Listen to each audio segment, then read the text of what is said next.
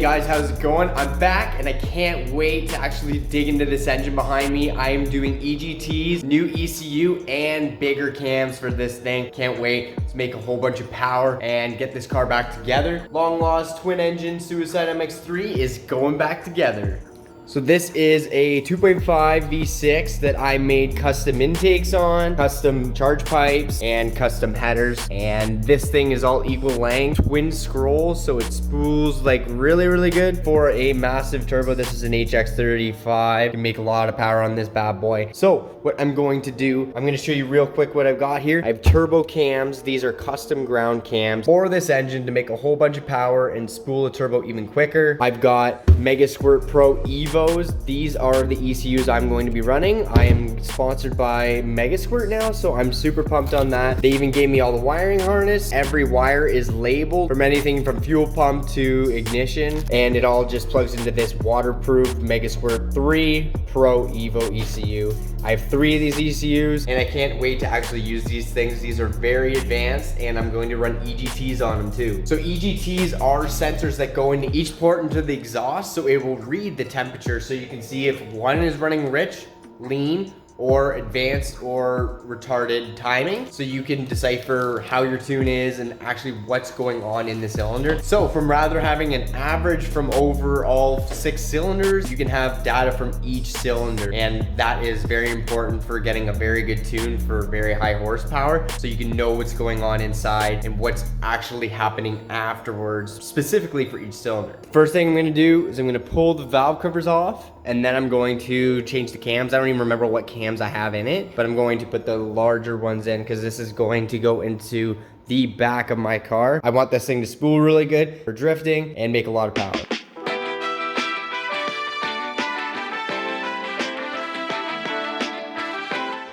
All right, so I got the cams out. These are HLA lifters, so you can basically put in any cam you want. It's not a big deal to change the cams. So these are the cams I had in it, and these are KL31s. These are basically the biggest factory ones you can get. These are the Japanese ones. Really good cams, but I want bigger. So I got some really big ones. What you do is you send them into Colt cams, take it out to whatever grind you want, and this is a turbo grind. I've never even laid my eyes on these things. I bought them like 7 months ago, and here they are. Oh ho ho, that's a big cam. Looks like the duration's quite a bit bigger. These are a lot more pointy, as you can see, compared to a round boy. That's gonna be excellent. I haven't had a cam this big ever. So these were KL01s, and they got custom ground to turbo cams. So just doing a quick glance at the cams, this is the intake one, and this is the exhaust. You can see how large the exhaust lobe is compared to the intake ones. So this is gonna let air out and spool that turbo up. So that's gonna be sick. I'm gonna compare it to one I had. So that's an exhaust cam from what I was running, and then that's an exhaust cam from what I am going to run. So this one is much thinner than that one, and I believe it's taller. I'm gonna measure as well. So as you can see, the duration is much more than this. The wider the lobe, the more duration. So this one's much wider. So that is going to hold the valve open longer. So it's going to let more air out. And also, since it has a higher peak, it will also let more air out. So it's just like, so this is a massive difference, believe it or not. And I can't wait to try them out. These are brand new. I bought them off a guy that didn't run them. He ended up building his car for naturally aspirated, and mine is turbo. So these are gonna work perfect for Thai fry, my guy.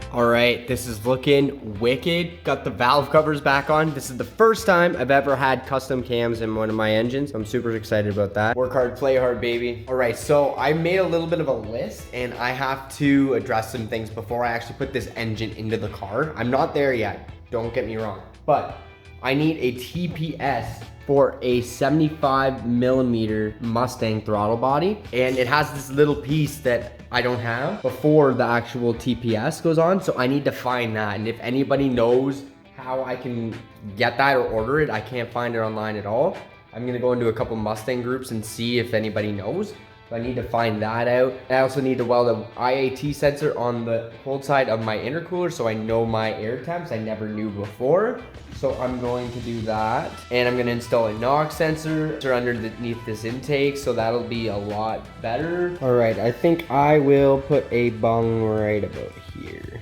After the intercooler, so this is gonna cool the air and it'll tell me what the air temperature is after the intercooler and right before the engine. And I'm probably gonna have to build a shield because I didn't ever get to that to block out the heat from these very, very hot headers. And I'm probably gonna have to like go off the valve cover spot and have it just not touching the intake at all so it can like repel all the heat. So take a look at this coupler situation here. I'm going to change this all to aluminum. So then it's going to be HD couplers and they don't have any type of kind of silicone. It's just basically a rubber O-ring and it's a lot better seal. So I think I'm going to do this while I'm gonna do all that because I'm gonna take the intake off, make sure the injectors are all good and see how this new stuff looks. I've had this new stuff forever and Vibrant literally gave me all this stuff, so might as well use it. All right, I guess I gotta take the intake off because I do have to weld the throttle body. I honestly really hate taking this intake off. It's a pain in the butt, but I'll do it. Gonna get right to it. All right, time lapse.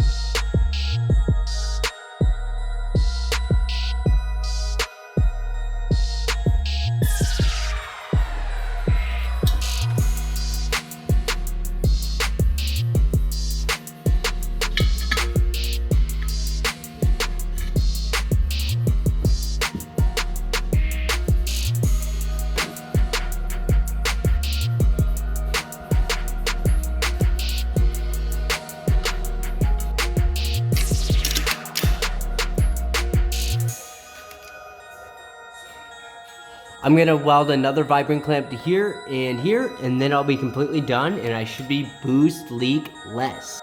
All right, time to tack it up and weld it.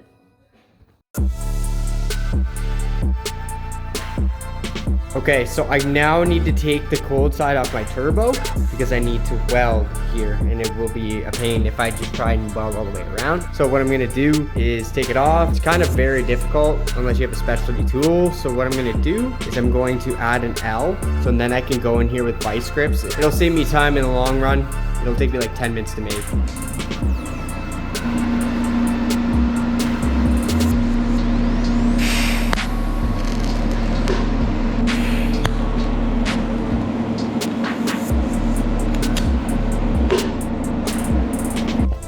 Look at that. Now it's just gonna be bam, pop off that. That'll be easy. And just like that, it's off. Look at that. No cold side anymore. Now I just gotta weld one more to there and I should be good.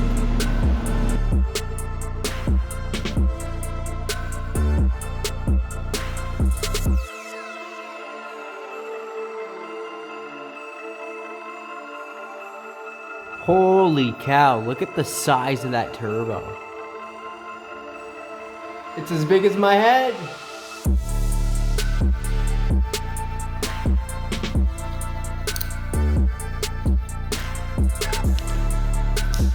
Wow, wow, wow.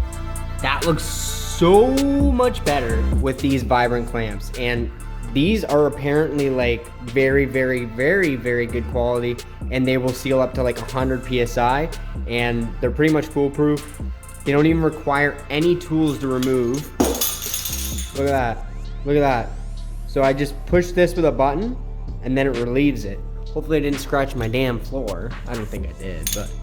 And then it just literally goes over top and then clamps like that. Then literally push, and there she's gone. Vibrant actually sponsored me for this. I have a box of these, a huge box of these, and these are very, very, very cool. This is a very innovative patent he's gotten. Art's the guy that owns it, and he sent me all this stuff, and I can't be any happier. It really, really looks good. Very professional finish.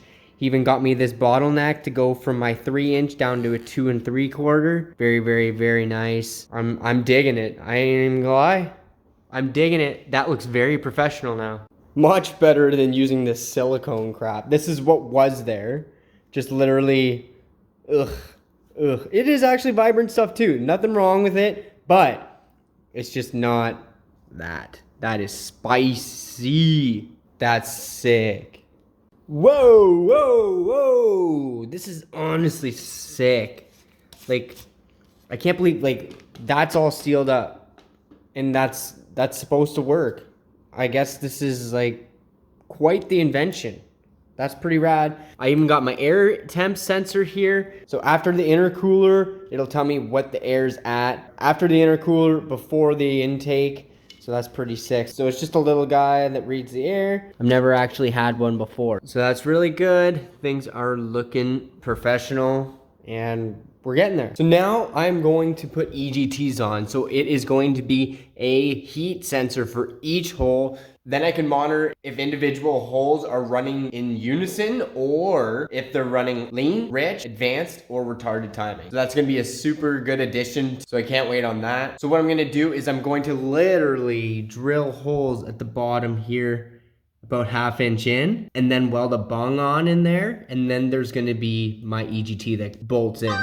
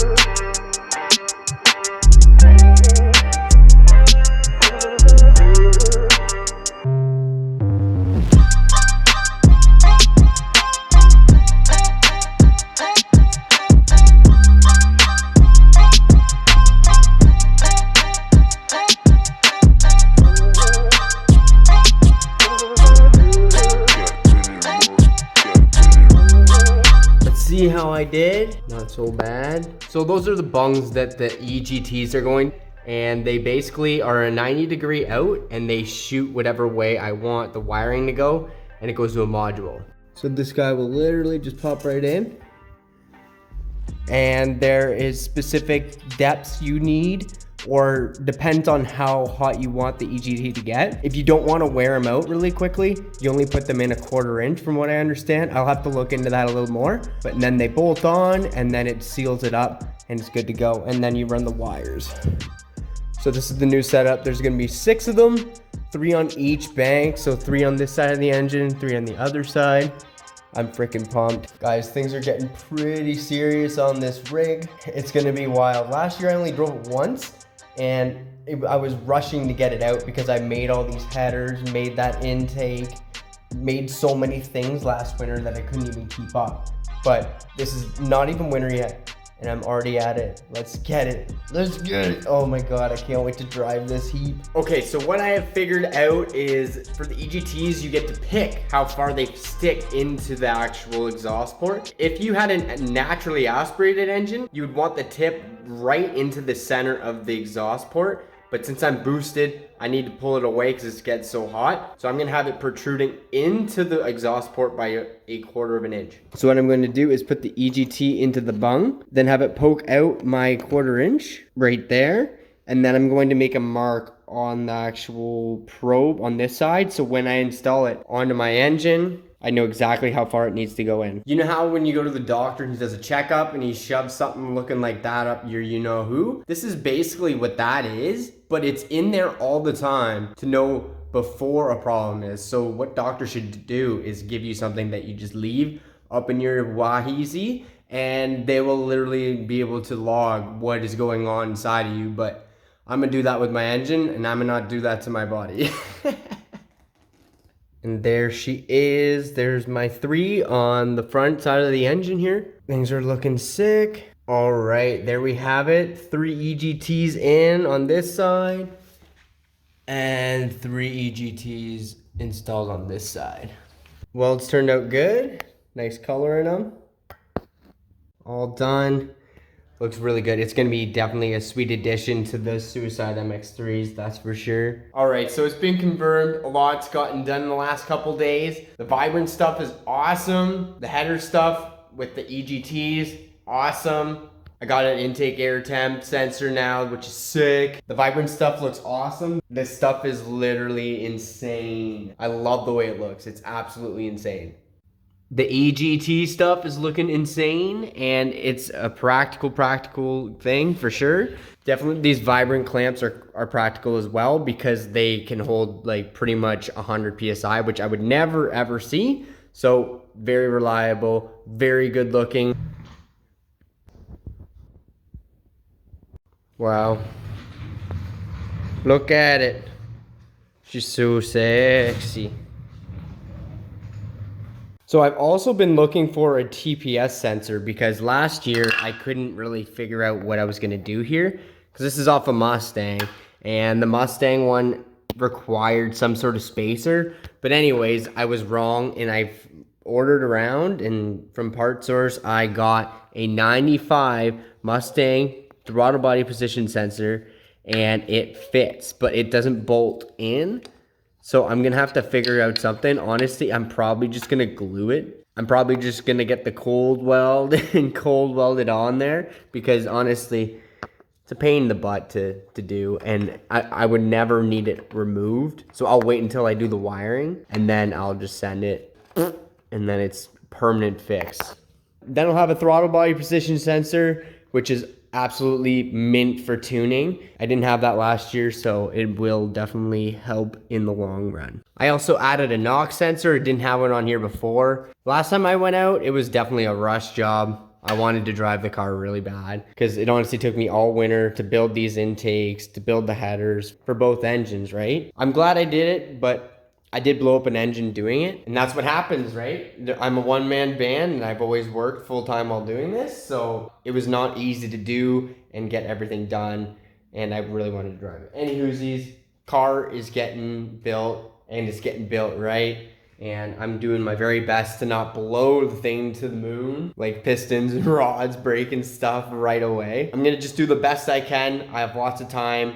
It's basically fall, and all I'm doing is wiring stuff, ECU stuff, tuning stuff, and a lot of assembly, but that's fine.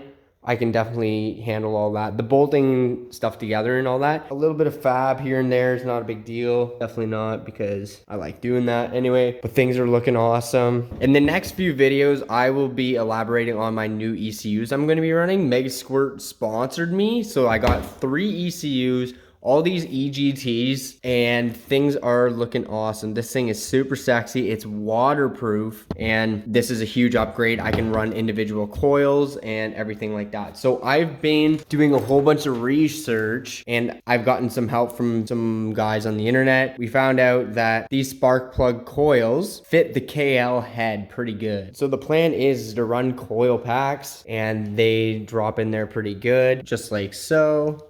They don't fit too bad, but I have to run a special plug because these don't fit the actual butt-ended ones. So there's a whole bunch of issues I'm coming across with trying to make this thing coil unplug, because normally this was distributor setup and it would run 1 wire to each hole. And with distributors, very weak spark because they're all relying on 1 coil just going brrr. These are all individually fired, so it's much easier to get a strong spark and more reliability there. So that is definitely important. And I've gotten over 400 horsepower with distributor, and I can't say anymore how lucky I've been to get that, because you're running out of spark. And if you run out of spark, you don't make power or any power at all. So I was lucky I could get that. Needed to do something like this for a long time. I think I'm going to go with these 1000 CBR coil packs. So this is off of a motorcycle. I'm planning on running these, and I've got, I think, 8 of them. So I've got a couple spares. We'll see what happens, right?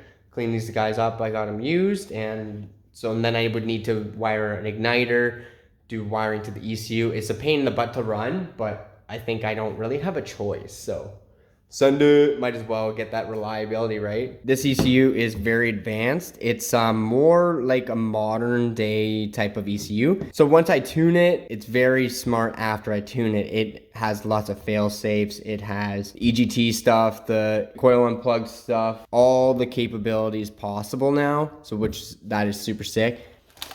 And I also have all the wiring harness, so I don't have to mess around with like adding wires and stuff. I'm gonna have to make my own wiring harness for the engine. Each wire on here has lettering on it saying exactly what it's meant to do. So it won't be an absolute nightmare to wire this. It won't be too bad. As far as I'm concerned, it'll be fairly straightforward because I'm decent at wiring. I'm not a pro, but like doing this like completely blind would suck.